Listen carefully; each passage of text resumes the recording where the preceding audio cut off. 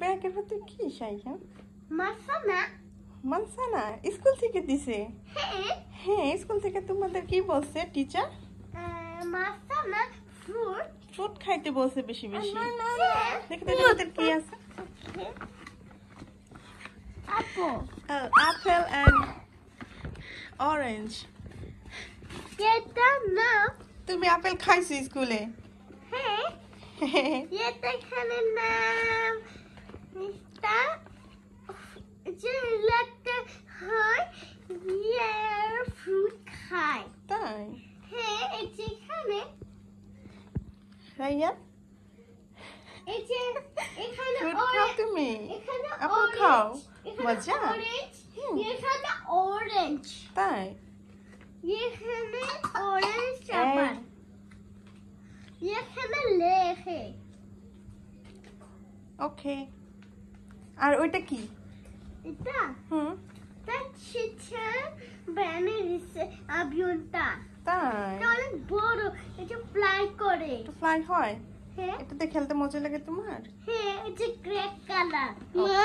হ্যাঁ জি। এইটা খাবা? ওকে খাও। আমি টিভি ছাড়ছি।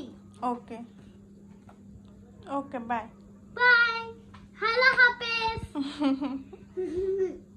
হ্যালো সবাইকে আসসালামু আলাইকুম, welcome back to my channel. সবাই কেমন আছেন? আশা করি ভালো আছেন। আলহামদুলিল্লাহ আমিও ভালো আছি।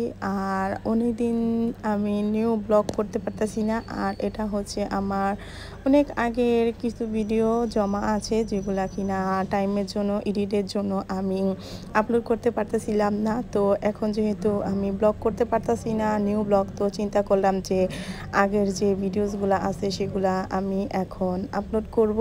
তো এটা হচ্ছে আরও কয়েক মাস আগে, লাইক যখন উইন্টার ছিল তখন আমার দুই ছেলে স্কুলে যায়। তো স্কুল থেকে নিয়ে আসার পর ওরা কিছুক্ষণ পার্কে খেলে, তারপর পার্কে খেলা শেষ হলে বাসায় নিয়ে আসি। নিয়ে আসার পর ওদের খাওয়া দাওয়া করে ঘুম পাড়িয়ে দিই, কারণ তারপরের দিন আবার সকাল সকাল স্কুলে যেতে হয় এর জন্য। আর আজকে হচ্ছে আমার ছেলের বিরিয়ানি খেতে মন চাইছে, কারণ শাইয়ানের বিরিয়ানি খুবই পছন্দ। সে বিরিয়ানি বলতে পাগল। বিরিয়ানি যদি রান্না করা হয় তো একদিনের মধ্যে 2-3 বার তার শুধু ক্ষুধা লাগবে, সে শুধু বিরিয়ানি খেতে যাবে। তো এর জন্য ওদের জন্য আমি খুব সিম্পলভাবে চিকেন বিরিয়ানি করে দিই যখনই ওরা খেতে মন চায়। আর এর জন্য ওর জন্য আমি চিকেন বিরিয়ানি করছিলাম। আর এখানে হচ্ছে চিকেন নিয়ে প্রথমে আমি চিকেনটাকে মশলা দিয়ে রান্না করছি। সেটা হচ্ছে আমি এক্সট্রা কোনো স্পাইস দিইনি, শুধু একটা প্যাকেটের মশলা দিছি।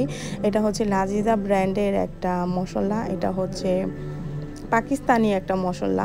তো এটা দিলে আর অন্য কোনো স্পাইসেস অ্যাড করতে হয় না। তো আমি এটা হচ্ছে দম বিরিয়ানি টাইপের রান্না করব। এই বিরিয়ানি রান্না করাটা অনেক ইজি। প্রথমে চিকেন রান্না করার পর বাসমতি চালটা আমি 80% ভাতের মতন করে রান্না করে নিছি। তারপর আমি নিচে ভাত দিয়ে তারপরে উপরে চিকেনগুলা দিয়ে লেয়ার বাই লেয়ার করে তারপর আমি এটাকে আর কি দমে রেখে দিব। দমে রাখলে মনে করেন আপনি 20 মিনিটের মতন বা 30 মিনিটের মতন একদম মিডিয়াম আঁচে বা লো আঁচে দিয়ে দমে রাখলে পরে 30 মিনিট, আর মিডিয়াম আঁচে দিয়ে দমে রাখলে 20 মিনিট রেখে দিলেই এটা হয়ে যাবে। আর এটা করা অনেক ইজি, এত নাড়াচাড়ির কোনো ভেজাল নাই, কিছু নেই। তারপরে দিলেই মনে করেন হয়ে গেল।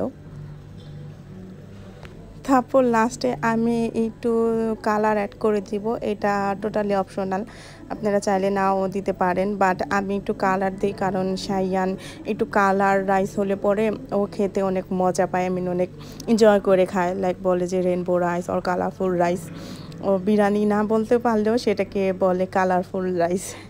ওর জন্য আমি একটু কালার দিই, অনেক সময় রেড কালার দিই প্লাস গ্রিন কালারও দিই, কারণ আপনারা দেখবেন যে পাকিস্তানি বিরিয়ানিগুলি ওরা অনেক রকম কালার দেয়, অ্যান্ড রান্না করার পরে যখন সার্ভ করা হয় সেই কালারগুলো কিন্তু দেখতে অনেক সুন্দর লাগে।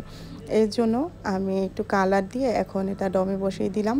আর এই তো আমার কিছুক্ষণ পর বিরিয়ানির এই অবস্থা, আই মিন ফাইনাল বিরিয়ানি রান্না আমার হয়ে গেছে। এখন একটু নাড়াচাড়া দিয়ে দিই, দেখতেছি নিচে দিয়ে একটু একটু লেগে গেছে মাংসটা, বাট বেশি একটা লাগেনি, অল্প একটু লেগে আসছিল। এটা নাড়াচাড়ার পর হয়ে গেল। তো এটা দিয়ে আমি একটা টুনা ফিশের কাবাব বানাবো। এখানে 2 ক্যান টুনা মাছ আছে, তো আমিও ওই টুনা মাছটার ক্যান থেকে বের করে যে এক্সেস অয়েলগুলো থাকে সেগুলো ফেলে দিছি। অ্যান্ড কাঁচামরিচ আছে, এখানে পেঁয়াজ বেরেস্তা করে নিছি। কাঁচা পেঁয়াজ দিলেও হয়, বাট আমি এটা রেখে দিব ফ্রিজে, ডিপ ফ্রিজে স্টোর করে। বাট কাঁচা পেঁয়াজ দিলে মেবি একটু গন্ধ হয়ে যাওয়ার সম্ভাবনা থাকে, তাই আমি ভাজা পেঁয়াজটা দিছি। অ্যান্ড এখানে আছে লবণ, জিরা গুঁড়া, লাল মরিচের গুঁড়া অ্যান্ড একটু গরম মশলা। তো এগুলো সব আমি দিয়ে দিচ্ছি, দিয়ে ভালো করে মেখে নিই।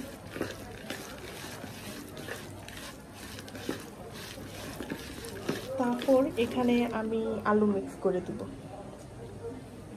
এখানে অনেকগুলো আলু আমি সিদ্ধ করে রাখছি, যতটুকু আমার লাগে আমি ততটুকু ইউজ করব।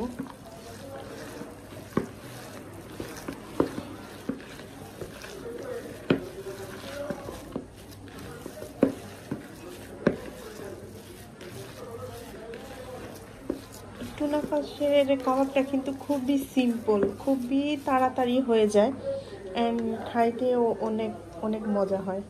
আমার বাচ্চারা নর্মাল মাংসের কাবাব থেকে এই কাবাবটা বেশি পছন্দ করে, এর জন্যই আমার এই কাবাবটা বেশি করা হয়। এই কাবাবটা স্ন্যাক্স হিসাবেও খাওয়া যায় অ্যান্ড পোলার সাথেও ভালোই খাওয়া, মানে ভালোই খাওয়া।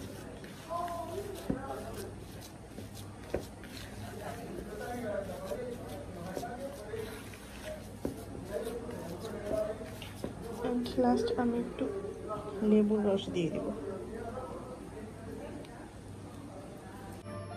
তো আমার এখানে আমি টুনা ফিশের কাবাবগুলা ঠিক করে নিছি। এটা আমি এখন তেলটা গরম করে নিচ্ছি, তেলের মধ্যে দিয়ে দিচ্ছি। ডুবা তেলে না হলেও চলবে এটা, কারণ যেহেতু এটা কুক করার মতন কিছুই নেই, সবই রেডি কুক করা। কারণ আলু সিদ্ধ অ্যান্ড টুনা ফিশটাও রেডি করাই থাকে, জাস্ট ভালো করে ভাজা হয়ে যাবে দিছে। এটা আমি খালি ভেজে নিচ্ছি, এটা আপনারা চাইলে ডিমের মধ্যে দিয়ে তারপরে আবার ব্রেড ক্রাম্বস দিয়েও এটা ভাজতে পারেন, বাট এটা যে কোনোভাবেই মজা লাগবে। আমি এভাবেই করতেছি, কারণ আমি তো তাড়াতাড়ি করতেছি, তাড়াতাড়ি সময় আমি এভাবেই করে নিই।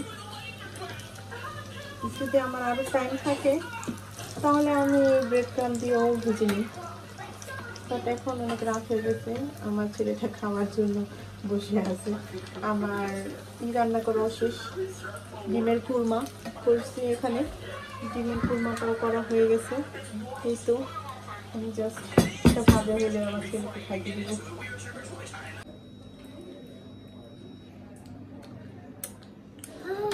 বিসমিল্লাহ, বিসমিল্লাহ বলছো? না বলো নেই। বিসমিল্লাহ মামা। জি তা হ্যাঁ, মজা।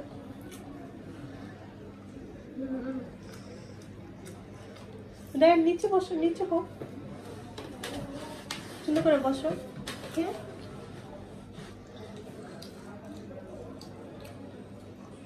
তোমার জন্য এত রাত্রেবেলা বিরিয়ানি রান্না করছি, এখন সবগুলা খাওয়া। ওকে, রেনবো বিরিয়ানি হয়েছে তোমার জন্য, দেখো না কালার বিরিয়ানি হয়েছে। হ্যাঁ, এটা গ্রেট কালার। হ্যাঁ, না ফুল মতো। কিসের মতো? এটা ফুল মতো। Red red biryani. এটা স্পাইরাল গ্রেট কালার। হ্যাঁ, জানি জানি লাগে। ওকে।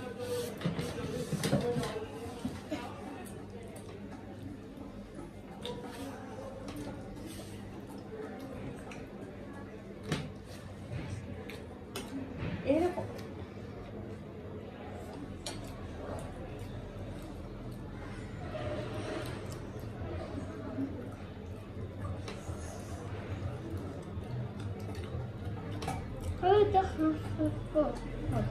বলো। আল্লাহ হাফেজ সবাই। সবাই ভালো থাকবে। হ্যাঁ, আল্লাহ হাফেজ।